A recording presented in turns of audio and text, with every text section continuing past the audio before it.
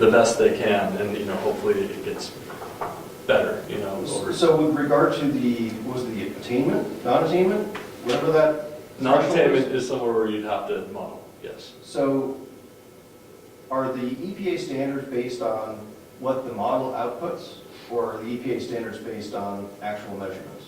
EPA has a set of standards based on actual measurements that they want us to be below. So if the model says you're above, if the model says you should be a non-attainment area, does that mean that you're non-attainment, or is it based on actual measurements?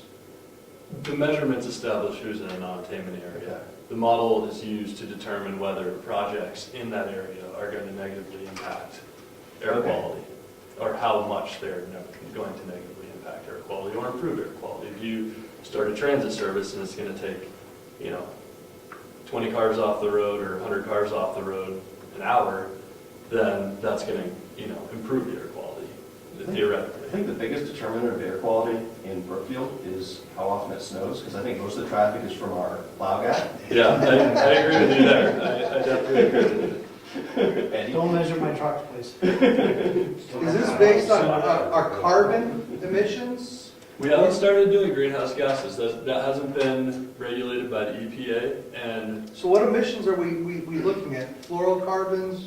we're looking at carbon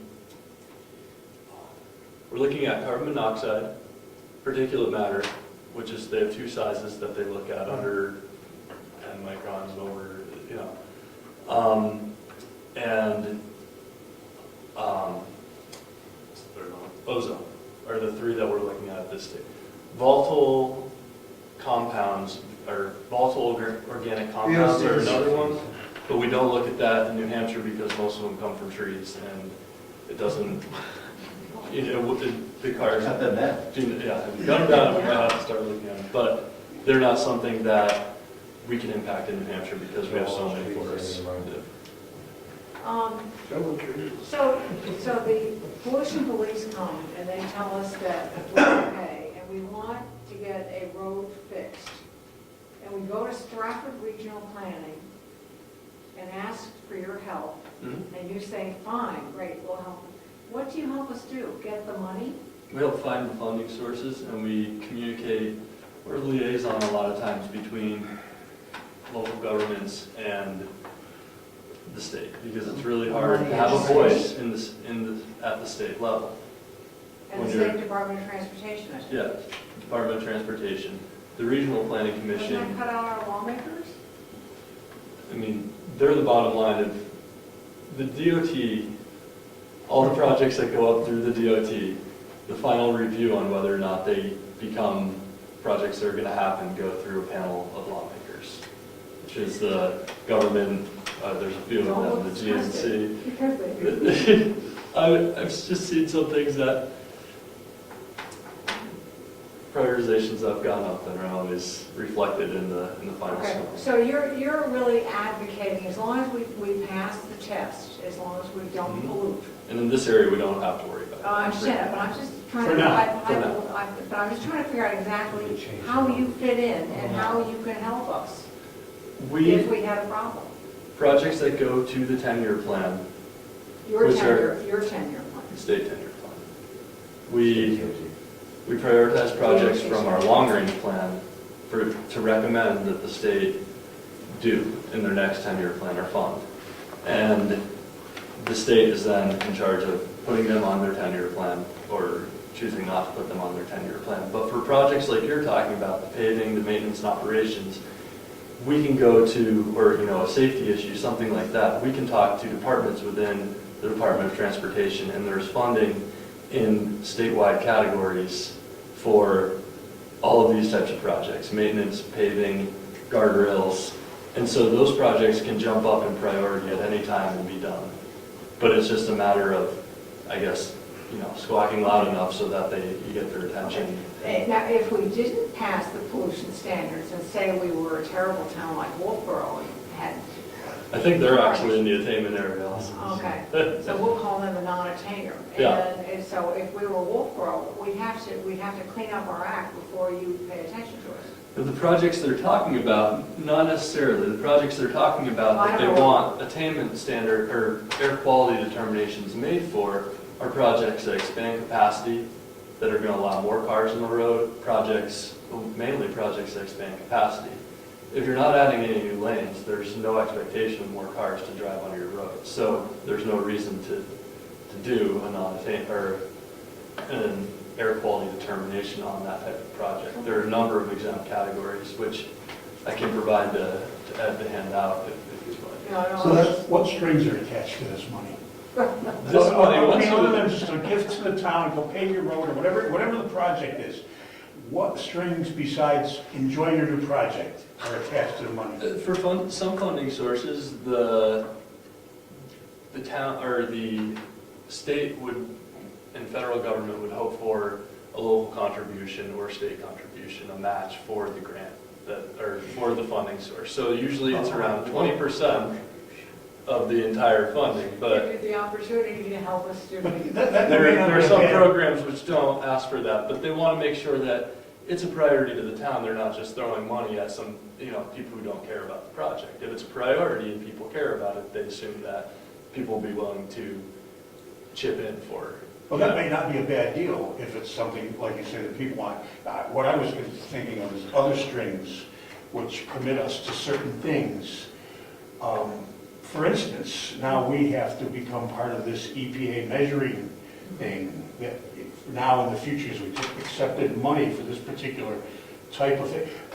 I don't really want to go here, but I'm going to go here very briefly. Okay. Only because I should have brought my pie chart. I did a little engineering thing of my own. Yep. And I did a lot of it on the internet and some of it through sources that I follow. And in metric tonnage, each human being emits through his automobiles and his flatulence and everything else, every year, 1.523 metric tons of carbon into the atmosphere, one way or the other. Mhm. When he takes a trip on a jet, when he drives his car, that's the average. Now, that's spread out over every human being in the globe. Some guy in Africa is probably only giving a few. Not almost. Yeah, People here- so we make up for the rest of this. Yeah. And that, it translates to 4% of the emissions that are polluting the atmosphere now. The other 96%, it's not quite that. And it fluctuates. There's variables, so it changes from month to month to month, depending on seasonal, et cetera. Comes from undersea volcanoes, coal fires, cow flatulence. We're only 4%. Unless we're burning kiln. 4%. And that's a fact, and I have this documentation. This is worldwide. Worldwide, we are only 4% as human beings. Although cow flatulence is an enormous problem, people aren't aware of that. But in places in Africa, here we're giving out at 1.3, we might be giving out 2 metric tons, but some little farmer with a bunch of cows is giving out Absolutely. 0.8 Yeah. metric tons, which is considerable considering he doesn't have a car flying anywhere. Yeah.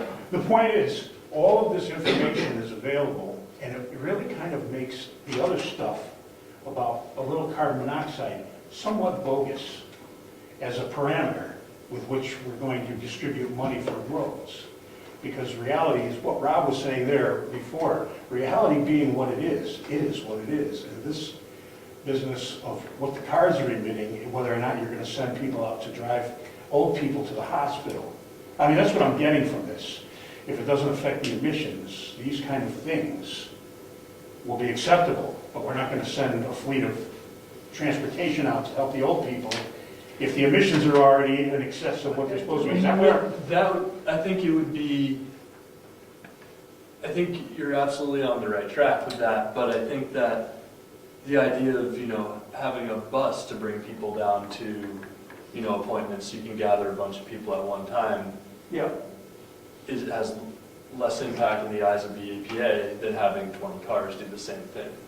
And I think that's the idea of saying a bus can, improve the overall emissions, whereas 20 cars on the road and, instead of a bus, or people not making it to their appointments at all, which is Just the mathematics worst to case the scenario, equation, that I guess, people yeah. don't actually make it to their appointments. There's a health risk in that situation. Speaking of the bus, Yep. with this new bus coming to Brookfield, does that mean we're gonna have a bus stop in Brookfield? Or are they gonna go door to door? I'm not entirely sure how that works. Amy Smith, I believe her name is Yeah. heading up this project. that's for the bus, the south bus, but the north bus is, who knows? So I'm not I sure don't if they're think gonna they go know the door to buses out door, there. or they're gonna, I think they're trying to have a common meeting space for people, but I'm not entirely sure how that works, and she'd be better at answering that question. You're talking about the blue bus? The No. blue bus is the one that goes The up blue north. bus is the Conway bus that Okay, well, he's that's also, talking about. in There's the a Carroll south. County meetings, they talk about that bus, and it's a, Yeah. it go, you call the number, it shows up at your And house, they come up and they come and and take you anywhere you want. you know, there's a southbound bus now, apparently, according to this SRPC. Yeah, starting in April, I believe. So, not quite yet, but I think it's a similar idea where you give them a call, they try to organize a time that works out for a number of people, and coordinates that people can make to their appointments. And I'm not entirely sure if they go to your house, door to door, but it sounds reasonable if that's the practice that's being done around the state, then they're probably doing When similar. Diane Smith, who I believe works for Coast, Yep. was here, Mhm. she was leading, the way I understood it, at least in its infancy, it's gonna be door-to-door by appointment. Yep, okay, then she's probably the authority on that, because she's in charge of ACT right now, so. Mm-hmm. Diane Smith, yeah, Diane Smith. Yeah, The computer modeling data, Mhm. you said they're gonna go to moves 2010. In the spring of 2012, I And what are believe. you using now again?